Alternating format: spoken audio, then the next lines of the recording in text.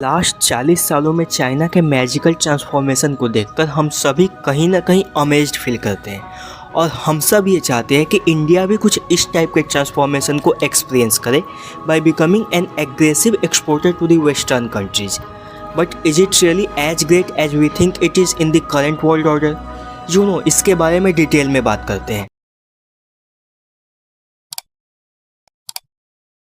Recently Chinese foreign ministry ने एक report को रिलीज किया, US hegemony and it's perils, और इसमें जो थर्ड पॉइंट है economic hegemony, looting and exploitation, इस पे पर्टिकुलरली फोकस किया गया है।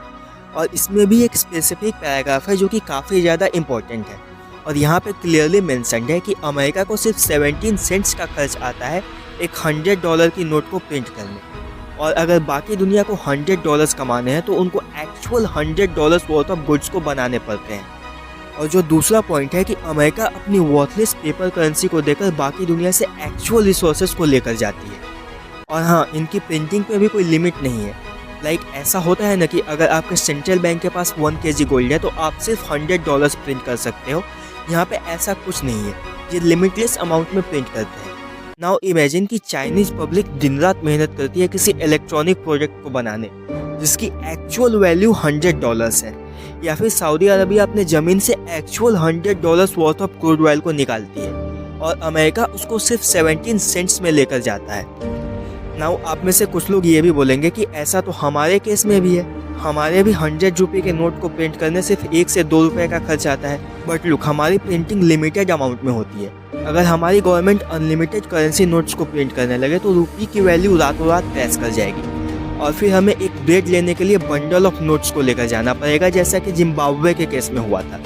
बट डॉलर के केस में ऐसा नहीं है और इसके 3 प्राइमरी रीजन्स हैं। पहला कि 60% से ज़्यादा वर्ल्ड करेंसी रिजर्व्स डॉलर में है, दूसरा 40% से ज़्यादा वर्ल्ड ट्रेड यूएस डॉलर में होती है, और तीसरा गल्फ कंट्रीज जो कि वर्ल्ड की सबसे बड़ी ऑयल एंड गैस एक्सपोर्टर है, उनके साथ अमेरिका का एक एग्रीमेंट है कि वो अपने ऑयल एंड गैस को सिर्फ डॉलर्स में बेचेंगे और बदले में अमेरिका उनको प्रोटेक्शन देगा। और ये तीनों शील्ड मिलकर डॉलर को गिरने से बचा लेती है और अमेरिका इसका फ़ायदा उठाकर अनलिमिटेड अमाउंट में करेंसी नोट्स को प्रिंट करता है। इसका प्राइम एग्जाम्पल हमें एक और अमेरिका और चाइना के इंटरेस्टिंग केस से मिलता है। Now as we all know कि चाइना बहुत ही एग्रेसिव एक्सपोर्टर है और वो लास्ट 40 सालों से कॉन्टिन्यूसली मेहनत करते आ रहे हैं और इसकी वजह से उन्होंने 3 trillion worth of foreign exchange reserves को जमा किया है। On the other hand USA ने सिर्फ लास्ट 2 सालों में $13 ट्रिलियन प्रिंट कर दिए, जिनको प्रिंट करने उनको हार्डली $20 बिलियन का खर्च आया और वो इस $20 बिलियन को लगाकर बाकी दुनिया से actual $13 trillion worth of goods को खरीद कर ले गए। सो आई होप कि अब आप समझ पा रहे होंगे कि वेस्ट किस तरह से पूरी दुनिया को एक्सप्लॉइट करता है और आज भी हम कैसे एक वर्चुअल कॉलोनाइजेशन में है। एक एग्रेसिव एक्सपोर्टर बनना बुरी बात नहीं है, बट डॉलर के डोमिनेंस में बनना बुरी बात है। हमें एक ऐसी करेंसी चाहिए जो कि किसी रियल कमोडिटी से लिंक्ड हो और लिमिटेड अमाउंट में प्रिंट हो और जिसके ऊपर किसी एक कंट्री का डोमिनेंस नहीं हो। फॉर एग्जांपल यूएन करेंसी या फिर ब्रिक्स करेंसी, कुछ ऐसा। And by the way, if you are wondering कि चाइना ने ऐसा होने कैसे दिया, तो CCP is kind of like puppet of American deep state. हाँ, शी जिनपिंग कुछ बदलाव कर रहे हैं बट आई होप कि he will be successful in doing whatever he is doing.